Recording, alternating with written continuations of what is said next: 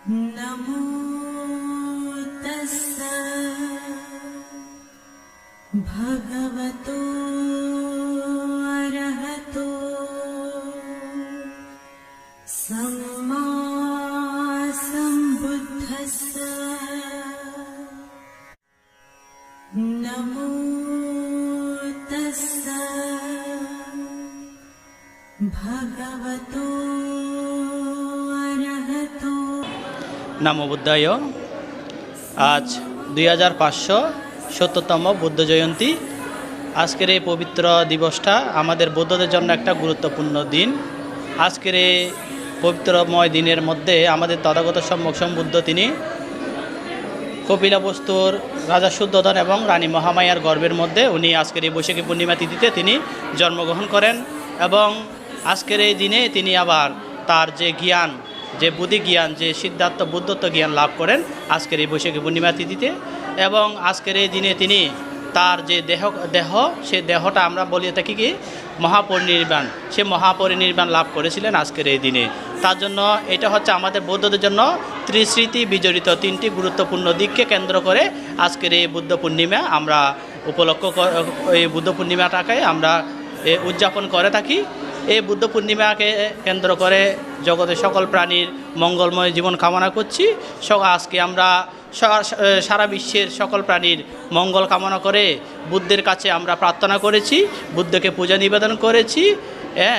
এরপরে এবং আমরা যারা বৌদ্ধ ধর্মাবলম্বীরা আছি আমরাও আজকে শীল সমাধি প্রজ্ঞা অনুশীলন করেছি এই বুদ্ধ পূর্ণিমাকে কেন্দ্র করে। তাই সমস্ত প্রাণীকে এবং সমস্ত বিশ্বের মানুষজনকে আজকের এই বুদ্ধ পূর্ণিমার মৈত্রীময় শুভেচ্ছা এবং আশীর্বাদ জ্ঞাপন করছি। নমো বুদ্ধায়। আজি পবিত্ৰ বুদ্ধ পূৰ্ণিমা তিথি। এই তিথিত সমগ্ৰ বিশ্বতে বুদ্ধ পূৰ্ণিমা পালন কৰা হয়, বুদ্ধ পতাকা উত্তোলন কৰা হয়, বিশ্ব শান্তি পতাকা উত্তোলন কৰা হয়। এই তিথিটো অতি মহান তিথি। এই তিথিতেই ভগৱান বুদ্ধই অৰ্থাৎ ৰাজকুমাৰ গৌতমে জন্মগ্ৰহণ কৰিছিলে। এই মহান তিথিতে বৈশাখী পূৰ্ণিমা তিথিতেই ৰাজকুমাৰ গৌতমে 6 বছৰ গভীৰ তপস্যা কৰাৰ পিছত পূৰ্ণ জ্ঞান লাভ কৰি নিৰ্বাণ জ্ঞান লাভ কৰিছিলে, বিদৰ্শন জ্ঞান লাভ কৰিছিলে, আত্মা জ্ঞান লাভ কৰিছিলে আৰু 40 বছৰ কাল তেওঁ ধৰ্ম প্ৰচাৰ কৰি শিক্ষা প্ৰচাৰ কৰি তেওঁ এই বৈশাখী মাহৰ তিথিতেই, বৈশাখী পূৰ্ণিমাৰ তিথিতেই, এই পূৰ্ণিমাতে তেওঁ ইচ্ছাকৃতভাৱে মহাপৰিনিৰ্বাণ লাভ কৰিছিলে। এই কাৰণে তিনিটা মহান ঘটনা বিশ্বত বিৰল। এই তিনিটা মহান ঘটনা ঘটাৰ কাৰণে এই বহাগী পূৰ্ণিমা তিথিটো অতি মহান, অতি গুৰুত্বপূৰ্ণ।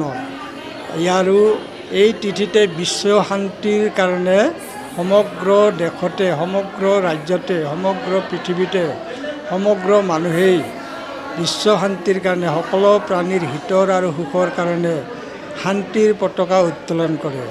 সকলোৱে সুখী হওক, শান্তি হওক সেইটো কামনা কৰে। ভাতৃত্ববোধৰ শিক্ষাৰে, মানৱতাৰ শিক্ষাৰে উজ্জ্বল হওক, দেশত শান্তি হওক, এই শিক্ষা দিয়ে।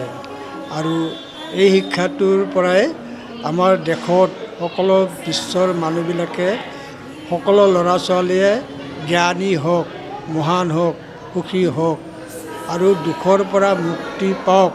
সকলো মানুহে দুখৰ পৰা মুক্তি পাব বিচাৰে আৰু দুখৰ পৰা মুক্তি পোৱাৰ উপায় ভগৱান বুদ্ধই শিকাই গৈছে। সেই শিক্ষাৰে বহুতে অৰহত হৈছে, জ্ঞান লাভ কৰি সুখী হৈছে।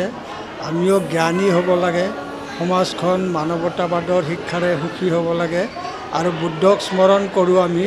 আৰু এই তিথিতে বুদ্ধৰ গুণ, বুদ্ধৰ 9টা গুণ, ধৰ্মৰ 6টা গুণ, সংঘৰ 9টা গুণ আমি স্মৰণ কৰোঁ। আৰু সেই গুণবিলাক আমি বিকশিত হ'ব লাগে, আমাৰ মাজত লুকাই থকা বুদ্ধ গুণবিলাক বিকশিত হ'ব লাগে। সেই উদ্দেশ্যে আমি আজি বুদ্ধ পূৰ্ণিমা পালন কৰিছোঁ। গোটেই ভাৰতৰ লগতে অসমৰ বুদ্ধ বিহাৰবিলাকতো বুদ্ধ পূৰ্ণিমা পালন কৰা হয়। অসমৰ সমগ্ৰ বৌদ্ধ বিহাৰৰ লগতে আমি বঙাইগাঁৱতো বৌদ্ধ বন্দনাৰ দ্বাৰা, বুদ্ধ প্ৰাৰ্থনাৰ দ্বাৰা আমি আজি বুদ্ধ পূৰ্ণিমা পালন কৰিছোঁ। ধন্যবাদ। तं बुद्धान् सा